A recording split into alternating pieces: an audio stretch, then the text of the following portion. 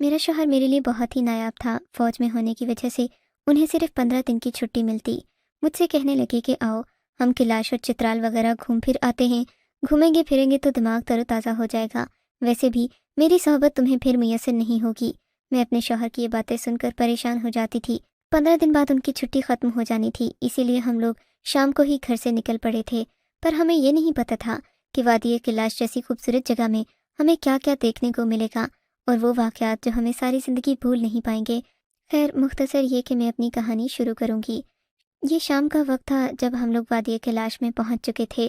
وادی میں کافی ساری جگہیں ایسی تھیں جو کہ سیاحوں کے لیے بنائی گئی تھیں، اور یہاں پر ہوٹل وغیرہ بھی رہنے کے لیے مل جاتے تھے۔ اس سب میں کوئی مسئلہ نہیں ہوتا، لیکن یہاں پر بدقسمتی یہ ہوئی کہ ہم لوگ تقریباً رات کے 2 بجے وہاں پہنچے تھے۔ اب رات اتنی ہو گئی تھی، کوئی بھی ہوٹل کھلا ہوا نہیں تھا، جو ہوٹل کھلے تھے ان میں جگہ نہیں تھی۔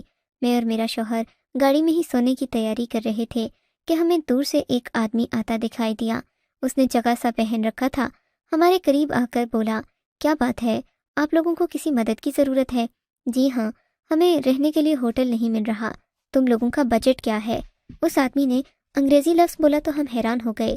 یہاں پر وادی کے باقی لوگ کچھ اور طرح سے بول رہے تھے، اس آدمی کا لہجہ مختلف تھا۔ ہم نے اسے بتایا کہ بجٹ کی فکر نہیں ہے، ہمیں رہنے کے لیے کمرہ چاہیے۔ بولا کہ یہاں پر بہت سارے لوگ ہوٹل کے بجائے گھروں کے کمرے میں رہتے ہیں، اگر تم لوگ مناسب سمجھو تو میرے گھر چلو، میں نے بھی 2-3 لوگوں کو اپنے گھر میں سٹے دیا ہوا ہے، میں وہاں پر تم لوگوں کو رہنے کے لیے جگہ اور کھانا پینا بھی مہیا کر پیسے ہی دے دینا، پر تم لوگوں کو سب سہولیات گھر والی ملیں گی۔ اس نے یہ بات مسکرا کر کہی تھی۔ ہمیں اچھا لگا کہ چلو کوئی تو مہمان نواز انسان نظر آیا جو کہ اس مشکل گھڑی میں ہماری مدد کرنے کو تیار ہے۔ وہ آدمی ہمارے ساتھ ہی گاڑی میں بیٹھ گیا اور ہمیں اپنے گھر لے گیا۔ اس آدمی کا گھر بہت ہی خوبصورت جگہ پر واقع تھا۔ ہم نے گاڑی کی لائٹ میں دیکھا آس پاس کیلے کے بہت سارے درخت تھے، صحن میں کیلے کے پتے بکھرے پڑے تھے۔ میرے شوہر کو کیلے بہت پسند تھے، ویسے بھی وہ جم وغیرہ بھی بہت کرتے تھے، تو وہ پھلوں کا استعمال بہت زیادہ کرتے تھے، اور کبھی کبھار تو ان کو دیکھ کر لگتا جیسے یہ روٹی کی جگہ بھی پھل کھاتے ہیں۔ بہرحال ہم لوگ اوپر والے کمرے میں آ گئے۔ اس آدمی نے ہمیں کہا کہ تم لوگ اس کمرے میں سو سکتے ہو، صبح میں تم لوگوں کو 6 بجے ناشتہ دینے کے لیے آؤں گا۔ ہم لوگ اس کمرے میں آئے تو مجھے یہ کمرہ عجیب سا لگا۔ کمرے میں کیلوں کی خوشبو آ رہی تھی، لگتا کچھ ہو نہ ہو کیلے بہت زیادہ ہیں۔ خیر سے میں نے اپنے شوہر سے کہا کہ میں سونے لگی ہوں، مجھے بہت نیند آئی تھی، پر ان کے چہرے پر پریشانی اس قدر تھی کہ میں بتا نہیں سکتی۔ میں نے پہلی بار اپنے شوہر کو اتنا پریشان دیکھا تھا۔ انہیں اس طرح فکر مند دیکھ کر میں بھی پریشان ہو گئی۔ کہا کہ کیا بات ہے؟ بولے کہ اس کمرے میں 2 دروازے ہیں، سمجھ نہیں آتا کہ ایک دروازے کو تو میں اندر سے بند کر لوں گا، لیکن دوسرے دروازے کی کنڈی نظر نہیں آ رہی۔ وہ آدمی بھی سونے کے لیے چلا گیا ہے۔ مجھے اچھا نہیں لگ رہا کہ میں تمہیں اسی طرح سونے کے لیے کہہ دوں اور یہ کمرہ بھی غیر محفوظ ہو، تو پھر کیا کرنا پڑے گا؟ میں نے اپنے شوہر سے کہا، کرنا کیا ہے، بس ہم ایسا کر لیتے ہیں کہ اس دروازے کو کھول کر دیکھتے ہیں آگے کیا ہے۔ ابھی ہم جاگ رہے ہیں، سو گئے تو سویا ہوا انسان موت کے قریب ہوتا ہے، ہمیں کیا پتا کہ کوئی یہاں آ کر کیا کر جائے۔ پھر میرے شوہر نے اس کمرے کے دروازے کو کھولنے کی بہت کوشش کی، بالآخر وہ آگے ایک اور کمرہ تھا جس میں قدرے اندھیرا تھا۔ ہم نے ٹارچ لگا کر دیکھا، وہ کمرہ کیلوں سے بھرا ہوا تھا۔ ارے اس میں تو کچھ بھی نہیں ہے، صرف اور صرف کیلے پڑے ہیں۔ میرے شوہر نے ہنس کر کہا، بس صحیح ہے، اس کمرے میں صرف کیلے پڑے ہیں جن سے ہمیں کوئی خطرہ نہیں، رات کو بھوک لگی تو میں اٹھ کر یہی کیلے کھا لوں گا۔ میں نے سنا ہے کہ دیسی کیلے بہت مزیدار ہوتے ہیں، اور ویسے بھی مجھے نہیں لگتا کہ میں یہاں کا کھانا پسند کروں گا، اسی لیے میں یہ کیلے کھا کر گزارا کر لوں گا۔ میں اپنے شوہر کی بات سن کر مطمئن ہو گئی تھی، ویسے بھی میرا بالکل بھی دل نہیں چاہ رہا تھا کہ میں کوئی اور کام کروں، مجھے صرف نیند آ رہی تھی۔ میں سونے کے لیے لیٹ گئی۔ صبح میری آنکھ کھلی تو میرے شوہر نے مجھے ایک عجیب بات بتائی۔ کہنے لگے کہ ہمارا دروازہ باہر سے بند ہے، اور میں ابھی تک سوچ رہا تھا کہ اس آدمی کو اتنی بھی تمیز نہیں کہ 2 لوگوں کو کمرے میں بند کر کے نہ جانے کہاں چلا گیا۔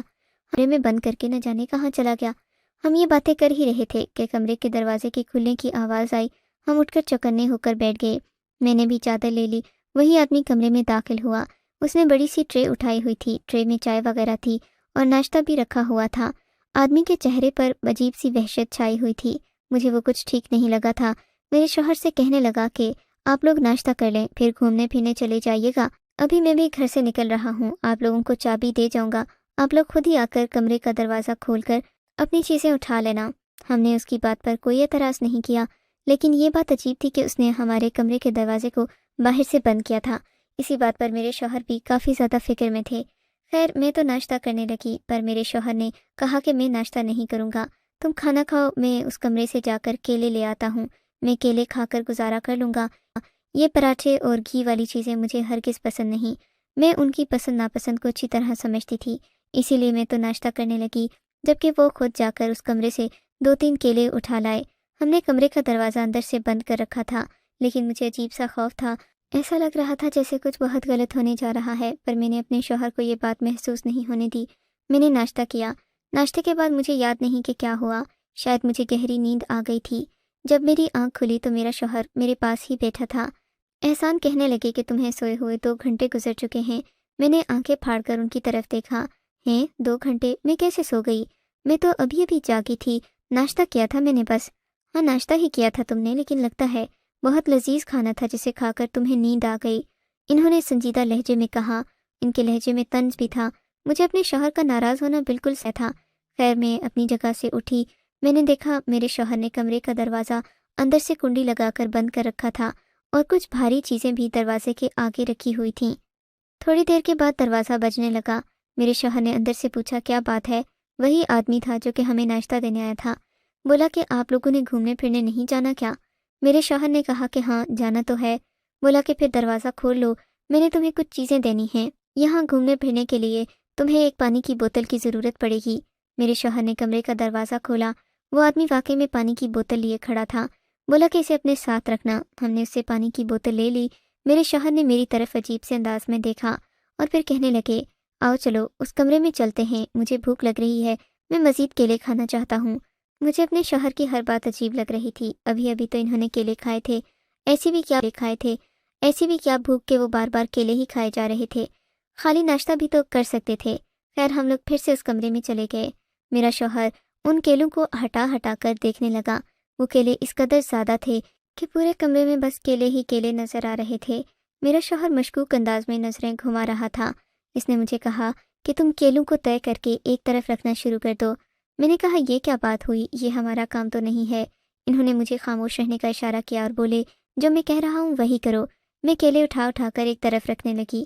میں تو ہمیشہ سے ان کی فرما بردار بیوی تھی، کبھی سوال یا جواب نہیں کیا کہ مجھے یہ کام کرنے کو کیوں کہہ رہے ہیں۔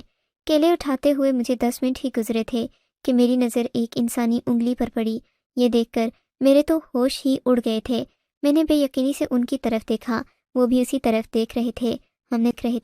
ہم نے دیکھا یہ ایک انسانی پاؤں کی انگلی تھی۔ مزید کیلے ہٹانے پر ہمیں معلوم ہوا کہ وہ ایک انسانی پاؤں تھا۔ ہم نے اسے پکڑ کر کھینچا۔ میری چیخ نکلنے لگی تھی کہ احسان نے میرے منہ پر ہاتھ رکھ دیا۔ وہ ایک لڑکی تھی، جوان لڑکی کی لاش جسے کیلوں میں دبا دیا گیا تھا۔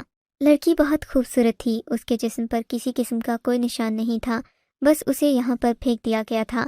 ایسا لگتا تھا جیسے کہ یہ کسی لڑکی کی قبر ہو۔ یہ کمرہ قبر سے کم معلوم نہیں ہوتا تھا۔ یہ تو اب مجھے کوئی بھوتیا کہانی معلوم ہونے لگی تھی۔ میں نے اپنے شوہر سے کہا کہ یہ لڑکی کی لاش یہاں کیسے آئی؟ کہنے لگے کہ تم ایسا کرو، کمرے کی لائٹ آن کرو، میں دیکھتا ہوں کہ کیا معاملہ ہے۔ میں نے فوراً جھٹپٹ کمرے کی دیوار پر ہاتھ مارا۔ میرا ہاتھ بجلی کے سوئچ پر لگا۔ ہاتھ لگتے ہی کمرہ روشنی میں نہا گیا۔ خوش قسمتی سے اس وقت بجلی تھی۔ میں نے دیکھا پورے کمرے میں کیلے ہی پڑی تھی، اوپر تقریباً 1-2 من کیلے رکھے گئے تھے۔ لڑکی کی لاش سے بھی اب بدبو آنے لگی تھی۔ لاش کافی پرانی معلوم ہوتی تھی۔ مجھے یہ بات بہت عجیب لگی، میں رونے لگی۔ میرے شوہر نے کہا کہ تم اپنا منہ بند رکھنا، اب ہمیں یہاں سے جلدی نکلنا ہوگا، کیونکہ مجھے لگتا ہے ہم غلط جگہ پر آ گئے ہیں۔ ابھی ہم یہ باتیں کر ہی رہے تھے کہ میری نظر پیچھے کھڑے آدمی پر پڑی۔ میں تو اپنی جگہ پر سن ہو کر رہ گئی۔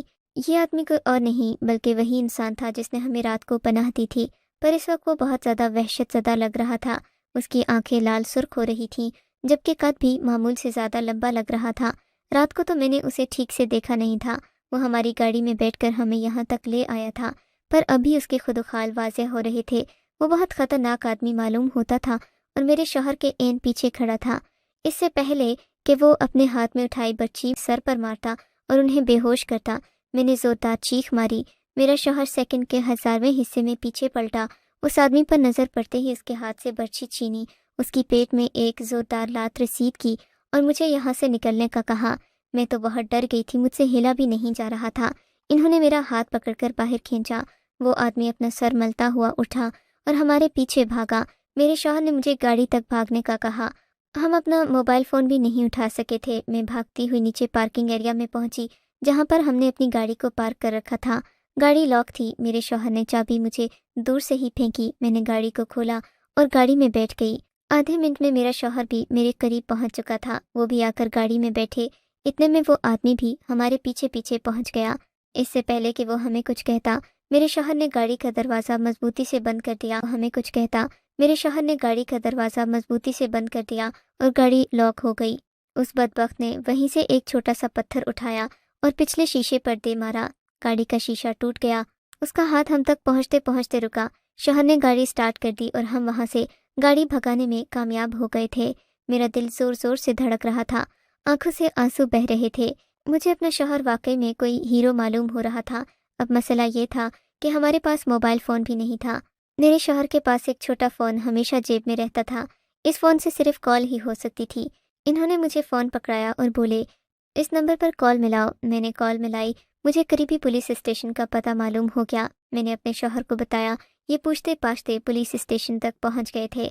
मैं अभी तक उस वाक़े के ज़ेरे असर थी। मुझे रह रहकर केलों वाली वो लाश याद आ रही थी जो कि ये कोई बुरा ख्वाब या हादसा था जो कि होते होते रह गया। मैं अपने शौहर की गाड़ी में ही बैठी हुई थी। मेरे शौहर ने कहा कि तुम भी मेरे साथ अंदर थाने में चलो, हमें यहाँ पर रिपोर्ट करने की ज़रूरत है। जो हमारे साथ हुआ वो कोई आम बात नहीं थी, ज़रूर इसके पीछे कोई पूरी कहानी होगी। वो आदमी तो मुझे शुरू से ही ठीक नहीं लग रहा था। मैं अपने शौहर के साथ अंदर स्टेशन तक आई। मेरे शौहर ने पुलिस को बयान देने की कोशिश की। पुलिस वाला बोला, साहब आप भी अजीब बातें करते हैं। ये इलाका बहुत पुरअमन है। यहाँ पर लोगों की अजीबोगरीब रस्में हैं। ये केलों में ही अपनी लाशों को दफन करते हैं। हो सकता है कि आपने कोई कब्र देख ली हो और अब आप आकर हमारा दिमाग खा रहे हैं। पुलिस वाला बड़ा गुस्से में लग रहा था। केले में लाश तो कोई भी दफन नहीं करता। मेरे शौहर की बात सुनकर वो आदमी हंसा और बोला, अरे साहब आप तो शहर से आए हैं, लगता है कि आपके पास बहुत पैसा है जो आप यहाँ पर घूमने फिरने आ गए।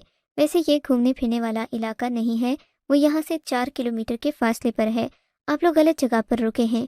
लेकिन आपकी मालूमात के लिए बता दूं कि यहाँ पर लोगों के अजीबोगरीब रस्म व रिवाज हैं, इसलिए आप इन मामलात में ना ही पड़ें तो अच्छा है।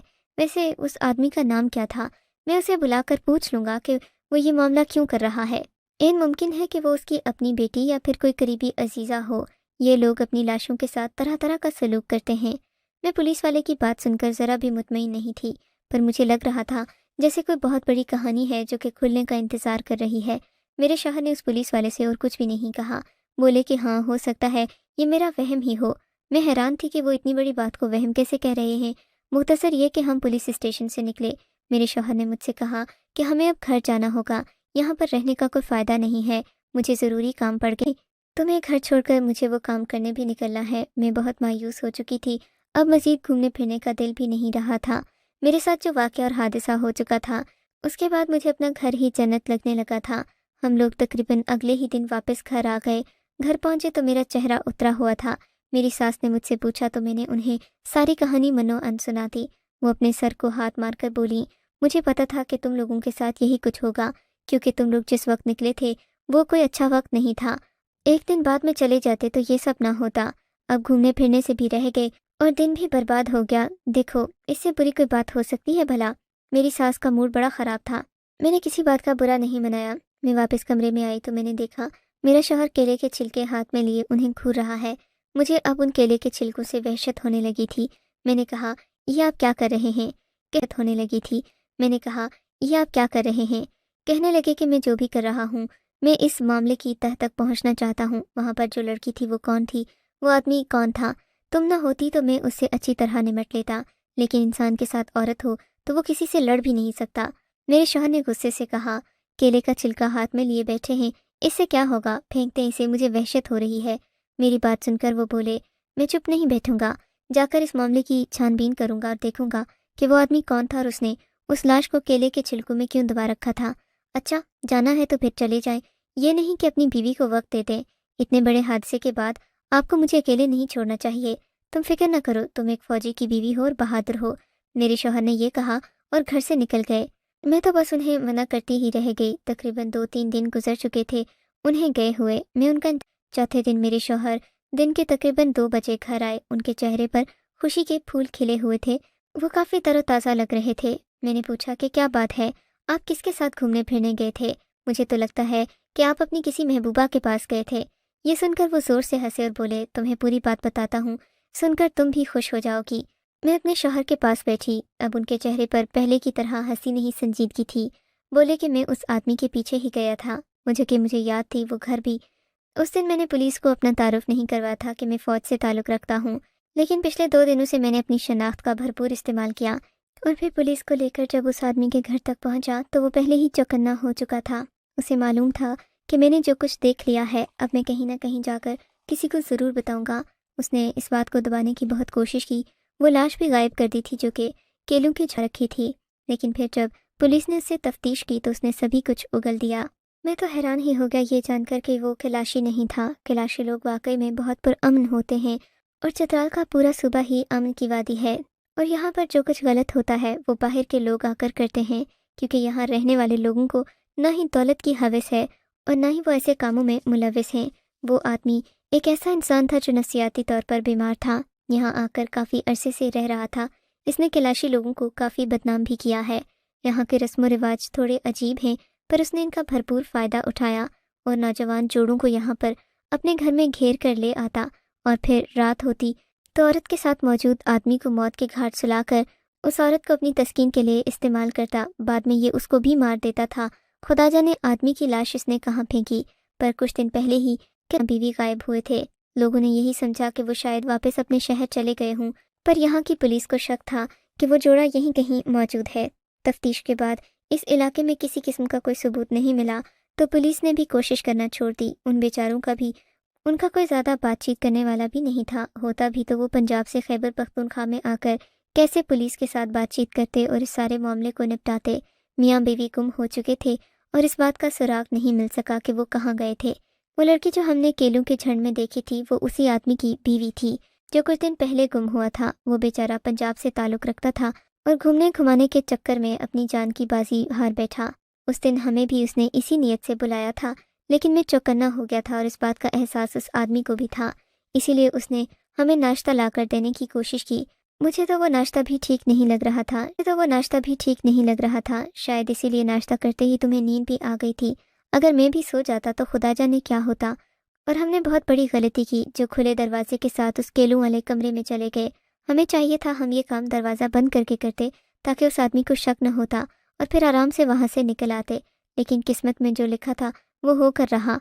मैं अपने शौहर की बातें सुनकर खामोश हो गई। मुझे और ज़्यादा डर लगने लगा। पहले तो मुझे ये बस एक आम सी कहानी लग रही थी, पर इसके पीछे छुपा जुर्म सुनकर मेरे रोंगटे खड़े हो गए और मैंने हमेशा के लिए तौबा कर ली कि ऐसी किसी जगह पर रात के वक्त कभी सफ़र नहीं करूँगी।